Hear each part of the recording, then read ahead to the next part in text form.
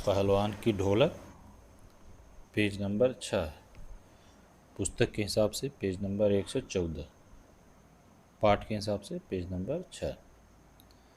तो इसके पहले हम लोग देख रहे थे कि पहलवान लोटन सिंह राज पहलवान बन चुका है, अजेय है, कोई हरा नहीं पा रहा है। अपने बेटे, उसके 2 बेटे हैं, उनको भी राजा के यहाँ रख रहा है। बेटे भी मजबूत हैं और उनको सिखाता है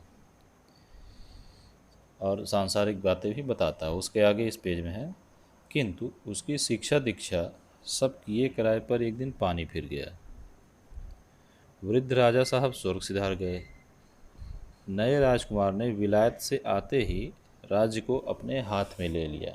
विलायत यानी उस समय इंग्लैंड भी लोग पढ़ने जाते थे, जो बड़े बड़े लोग होते थे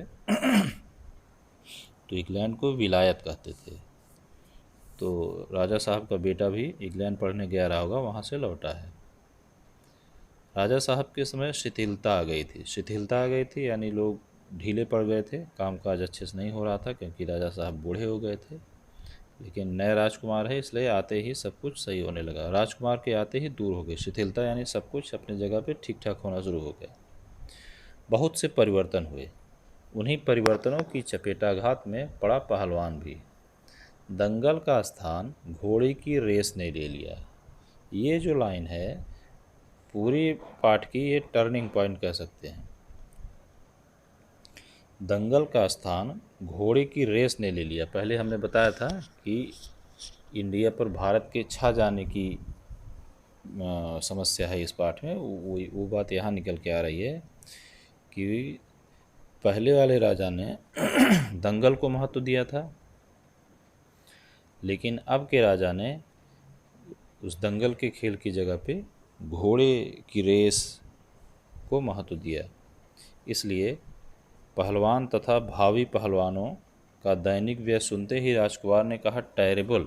पहलवान यानी लुट्टन सिंह पहलवान, और भावी पहलवान यानी उसके दोनों बेटों, उनका जो खर्च देख करके राजकुमार यानी नए राजा ने कहा टेरेबल, अंग्रेजी का शब्द है। नए मैनेजर साहब ने कहा हॉरिबल। तो दोनों देख करके उनको लग रहा है कि बहुत ज़्यादा खर्च होता था और अनावश्यक खर्च होता था। पहलवान को साफ जवाब मिल गया, राज दरबार में उसकी आवश्यकता नहीं, उसको गिड़ाने का भी मौका नहीं मिला। तो ये जो बातें पूरी है, ये एक ज़बरदस्त परिवर्तन है नई पीढ़ी और पुरानी पीढ़ी का। पुरानी पीढ़ी पहलवानी जैसे कला को, पहलवानी जैसे शौक़ को पालती थी, जो कि अपनी लोक कला है। लेकिन जो नई पीढ़ी है वो घुड़सवारी, घुड़दौड़ जैसे शौक़ को पालती है, जो कि अपनी लोक कला नहीं है बल्कि बाहर से आई हुई है। तो ये परिवर्तन है, ये असर है 2 पीढ़ियों का। उसी दिन वह ढोलक कंधे से लटकाकर अपने दोनों पुत्रों के साथ अपने गांव में लौट आया और वहीं रहने लगा। गांव के एक छोर पर गांव वालों ने एक झोपड़ी बांध दी थी। वहीं रहकर वह गांव के नौजवानों और चरवाहों को कुश्ती सिखाने लगा। चरवाहे यानी गाय भैंस जो चराने वाले लड़के होते थे, उनको चरवाहा कहते हैं। खाने पीने का खर्च गांव वालों की ओर से बंधा हुआ था। सुबह शाम वह स्वयं ढोलक बजाकर अपने शिष्यों और पुत्रों को दांव पेंच वगैरह सिखाया करता था। तो गांव में ये नियम है कि जब कोई भी अखाड़ा बंधता है, कोई भी पहलवान सिखाने आता है गांव के बच्चों को, तो जिसके जिसके बच्चे सीखते हैं उन्हीं के यहाँ नियम से खाने को भी मिलता है। यानी अगर 10 बच्चे अखाड़ा लड़ रहे हैं, पहलवानी सीख रहे हैं, तो जो पहलवान गुरु है वो 10 के यहाँ बारी बारी से खाना खाएगा। एक दिन उसके यहाँ, एक दूसरे दिन दूसरे के यहाँ, तीसरे दिन तीसरे के यहाँ। इस तरीके से निश्चित रहता है कि किसके यहाँ कब खाना खाना है। तो वही होता था, सबके यहाँ से खाना बांधा हुआ था, वही बारी बारी से निर्धारित था। गांव के किसान और खेतिहर मजदूर के बच्चे भला क्या खाकर कुश्ती सीखते, क्योंकि गांव के हैं, कमज़ोर हैं, खाने पीने की ज़्यादा व्यवस्था है नहीं। कुश्ती लड़ने के लिए अच्छी सेहत चाहिए, अच्छा खान पान चाहिए, और वो खेतिहर गांव वालों के पास कम था। इसलिए धीरे धीरे लोग कुश्ती से लड़के हटने लगे। धीरे धीरे पहलवान का स्कूल खाली पड़ने लगा। अंत में अपने दोनों पुत्रों को ही वह ढोलक बजा बजाकर लड़ाता रहा, सिखाता रहा। दोनों लड़के दिन भर मजदूरी करके जो कुछ भी लाते उसी से गुजर होती रही।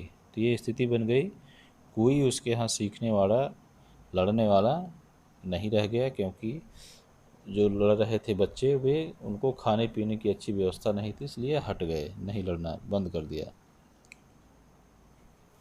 और इसलिए जब कोई लड़ेगा नहीं इससे तो कोई खिलाएगा भी क्यों, इसलिए पहलवान का खाना पीना भी गांव के लोगों के यहाँ से बंद हो गया।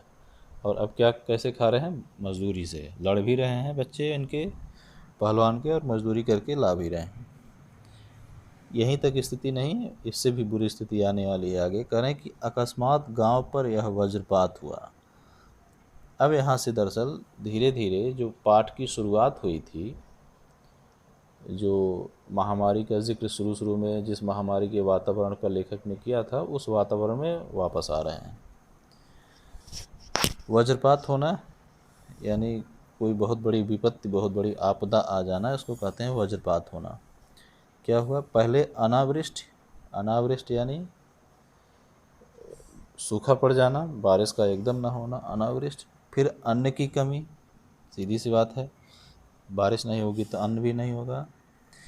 तब मलेरिया और हैजे ने मिलकर गांव को भूनना शुरू कर दिया। गांव को भूनना यानी गांव को बर्बाद करना शुरू कर दिया। बारिश नहीं हुई, सूखा पड़ गया, कुछ पैदावार हुई नहीं, ऊपर से मलेरिया और हैजा यानी कॉलरा की बीमारी फैल गई। और उस समय 100-150 साल पहले वो स्थिति ये थी कि उसका कोई दवा नहीं था। जैसे आजकल कोरोना फैला हुआ है, इसकी कोई निश्चित दवा नहीं है, तो एक महामारी का रूप ले लिया है। उसी तरीके से उस समय मलेरिया और हैजा हुआ करता था, जिसकी कोई दवा नहीं थी, और उसके प्रभाव में पूरे गांव के गांव खत्म हो जाते थे, लोग मर जाया करते थे, इसलिए उसको महामारी कहा जाता था। गांव प्रायः सूना हो चला था। इसलिए सूना हो चला था क्योंकि लोग मर जा रहे थे और कुछ भाग गए होंगे। घर के घर खाली पड़ गए थे। रोज़ 2-3 लाशें उठने लगीं। लोगों में खलबली मची हुई थी। तो ये स्थिति है। शुरू में जो स्थिति बताया उसी को आगे बढ़ा रहे हैं, वापस वर्तमान समय में आ चुके हैं। बहुत अधिक संख्या में लोग मर रहे हैं। इसलिए करें कि दिन में तो कलरव, हाहाकार तथा हृदय विदारक रुदन के बावजूद भी लोगों के चेहरे पर कुछ प्रभा दृष्टिगोचर होती थी। कलरव यानी शोर शराबा यानी आवाज़, हाहाकार दुख भरी आवाज़, और हृदय विदारक रुदन, हृदय को कचोट देने वाला रोना। लोग रोते थे, जिनके यहाँ कोई मरेगा, बीमार है, वो रोते थे। इसको कहेंगे हृदय विदारक रुदन। ये सब होता था, लेकिन कह रहे हैं फिर भी लोगों के चेहरे पर कुछ प्रभा, कुछ चमक दिखती दिन में। शायद सूर्य के प्रकाश में सूर्योदय होते ही लोग कांखते कूखते कराहते अपने घरों से बाहर निकलकर अपने पड़ोसियों और आत्मीयों को ढांढस देते थे।